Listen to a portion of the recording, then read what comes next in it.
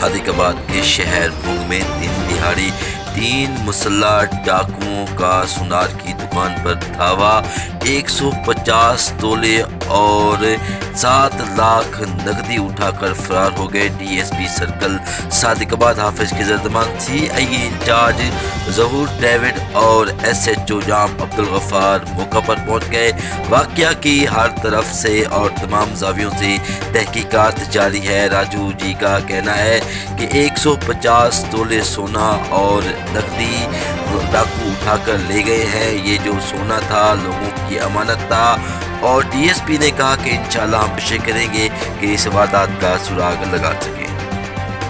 اس موقع پر D S P circle صادق آباد حافظ کے زردمان ظہور احمد ڈیوڈ اور ایس ایچ او جام عبدالغفار نے کہا کہ انشاءاللہ ملزمان جلد کیفر کردار تک پہنچ جائے گی اور اس واقعہ کی ہر زاویے سے مکمل تحقیقات کی جائے گی۔ آیا کہ دن دہاڑے 3 مسلح ڈاکو اس سونے تک کیسے پہنچے۔